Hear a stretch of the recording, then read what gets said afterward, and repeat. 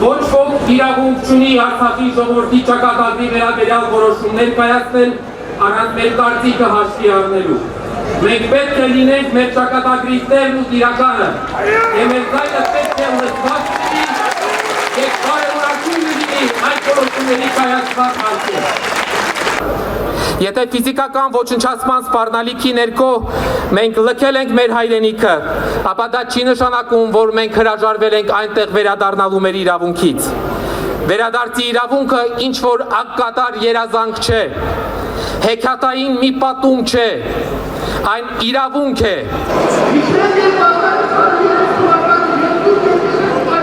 Մեզ ուղարկում են գյուղեր, ես էլ ասում եմ ժողովուրդը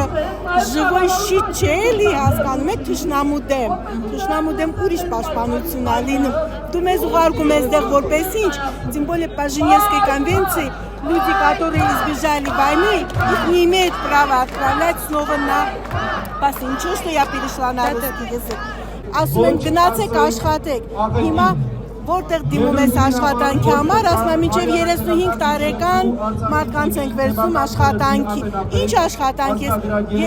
պետքա գտնեմ, գնամ պոլ սրբեմ, այդ ինչքան պոլ ես պետքա սրբեմ մաքրեմ, որ ես կարողանամ տան վարձը տամ։ Այստեղ աշխատանք գտնելն էլ է շատ դժվար, որովհետև տարիքային սահմանափակում կա, եթե 40 տարեկանից բարձր ես, արդեն դու ոչ աշխատունակ ես, այսինքն այստեղի մտածելակերպը այնպես է, որ 40 տարեկան աշխատունակ չէ, այսինքն թոշակի պետք է հասնի, դե ուրեմն պետք է թոշակի շեմը իջեցնեն մինչև 40 տարեկան, եթե 40 տարեկանից բարձրը չեն ընդունում աշխատանքի, հետո էլ այստեղ աշխատավարձերը այնքան քիչ է, այնքան քիչ, որ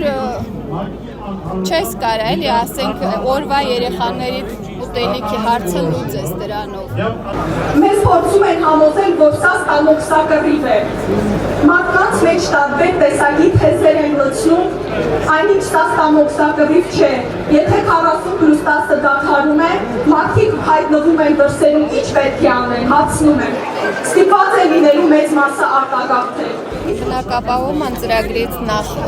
դեռ ոչ մի արցախցի չի օգտվել, հետո արցախցիներին առաջարկում է սահմանամերձ,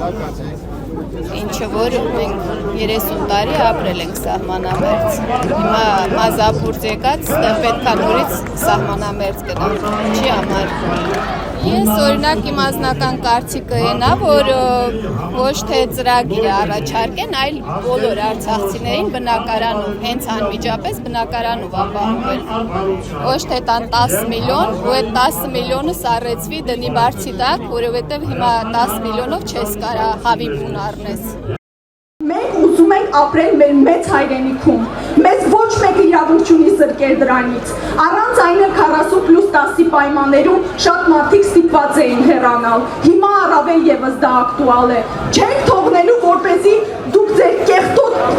ձևերով մարդկանց փորձեք խաբել, որ արցախցին չի աշխատում, արցախցին աշխատում է, պարզապես ձեզ նման մեծ աշխատավարձեր չի ստանում, շատ հաճախ ստիպված է մի քանի տեղ աշխատել, որպեսզի կարողանա տարրական ընտանիքի կարիքները հոգա։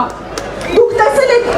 պատերազմից տուժած ընտանիքներին, դուք տեսել եք պայթյունից տուժած ընտանիքներին, հաց են տալիս, տեսել եք ինչ վիճակում են գտնվում այդ մարդիկ։ Ես շատ եմ սիրում մեր Հայաստանը, մեր երևանցիներին, միշտ շատ եմ սիրում։ Իմ համար սենց էլի ոչ թե առանձին ինչ որ մասնիկ են, այլ որ ով որտեղ ծնվել է, տենց եմ ասում երևանցի, գյումրեցի, արցախցի։ Իմ աղջիկս իմ փոքրս երևանցի է, քանի որ ստեղ է ծնվել 20 տղի։ Հա, փոքր է։ Այո, ես հղի քշել եկել եմ, ստեղ իրան ունեցել 20 տղի, 330 կիլոմետր քշել եմ եկել ստեղ իրան ունեցել։ Հետո հետ եք գնացել էլի։ Այո, մի 40 օրից հետո հոկտեմբերին ա ծնվել։ Մենք դեկտեմբերին վերադարձել ենք Արցախ։ Բա ոչ չվերադառնաս քո հայրենիքը, հիմա ամենացավալին այն է, որ չես կարողանում գնաս քո հողը։ Էս էլ է մեր հողը, բայց նա իմ ծննդավայրն է։ Ես ուզում եմ այդպիսի լինի,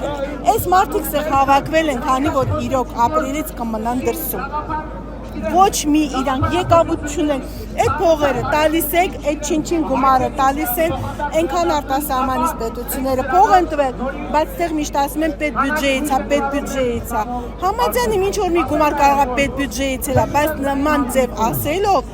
նենց է ստացվում, որ մենք ինչ որ Հայաստանաբնակ հայերից ենք վերցնում, բայց դա այդպես չի։